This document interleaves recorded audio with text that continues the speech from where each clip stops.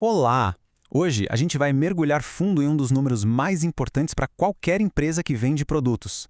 Vamos desvendar o que de fato move o lucro, uma peça que vai muito além da contabilidade e vira uma ferramenta de estratégia super poderosa. O custo da mercadoria vendida, ou o famoso CMV.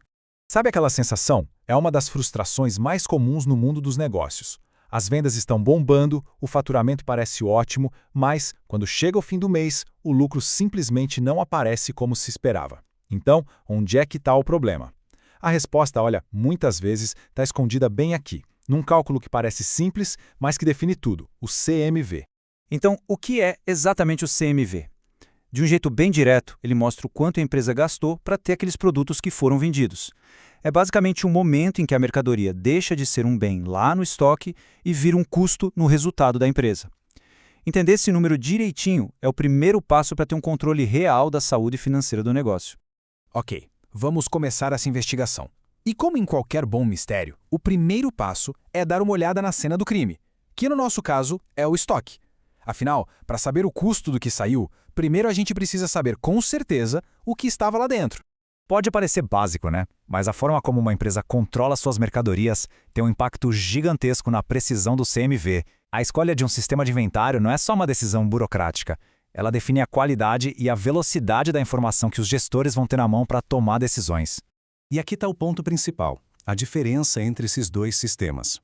O inventário permanente é como ter uma daquelas geladeiras inteligentes que dizem exatamente o que entrou e o que saiu na hora. Cada venda dá baixa no estoque e já registra o custo. Já o periódico, bom, ele é mais simples, só que bem mais arriscado. O custo só é descoberto lá no final, depois de contar tudo manualmente. E qual é o perigo disso? Qualquer perda, quebra ou até mesmo um furto acaba misturado, camuflado no meio do custo. Isso infla o CMV e esconde problemas de gestão, fazendo parecer que a operação dá menos lucro do que ela realmente poderia dar. Certo, já sabemos como contar o que temos em estoque. Só que aí vem outro desafio. Os preços de compra mudam o tempo todo.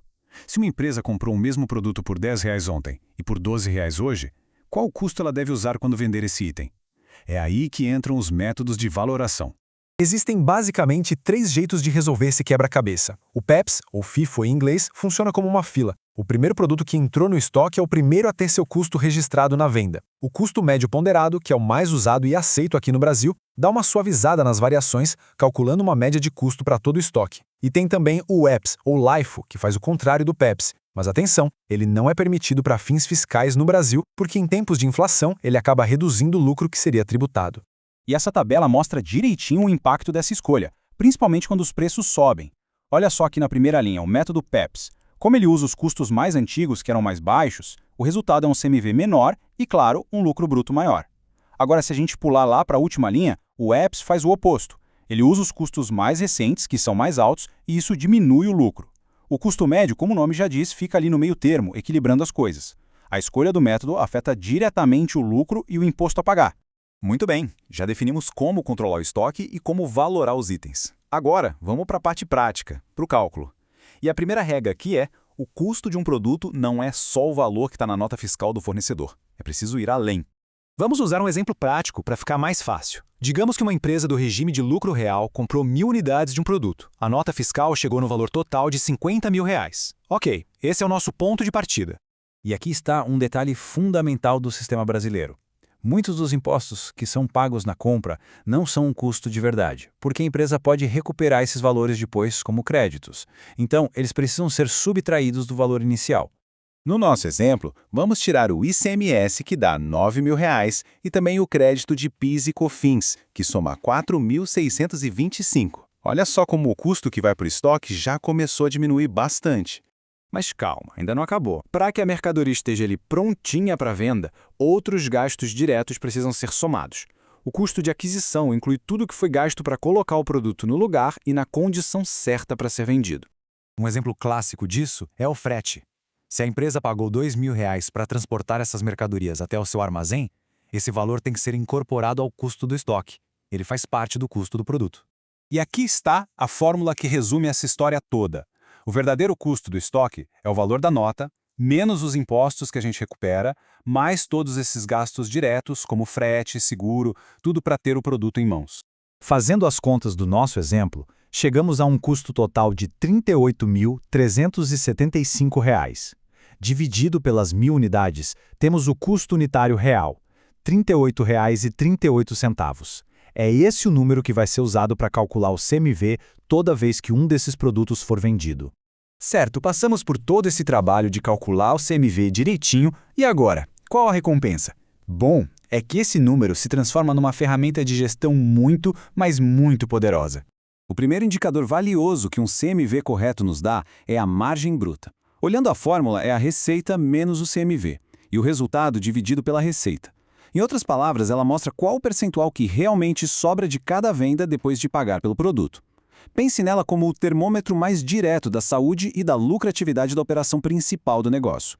E este gráfico demonstra o poder disso. Imagina duas empresas, A e B, que faturam os mesmos R$ 100 mil. Olha só a barra da empresa A.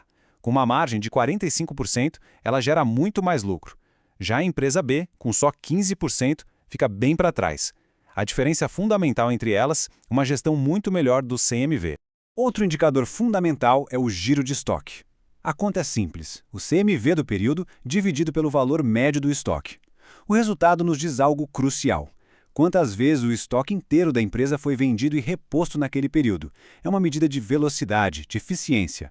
E a lógica aqui é simples. Um giro alto significa que as mercadorias não ficam paradas, que o dinheiro está circulando e trabalhando para a empresa. Já um giro baixo pode ser um baita sinal de alerta, indicando excesso de compras, capital parado ou que as vendas não estão indo tão bem. Essa citação resume tudo de um jeito brilhante. Dominar o CMV não é só sobre contabilidade. É sobre ter uma operação de compras, logística e vendas totalmente afinada que reflete a verdadeira saúde econômica do negócio. E para terminar, fica a reflexão. O custo de mercadoria vendida está sendo calculado com precisão? Ele está funcionando como um motor que impulsiona o lucro ou como um freio que segura o crescimento? Como a gente viu, a resposta e o verdadeiro lucro estão sempre nos detalhes.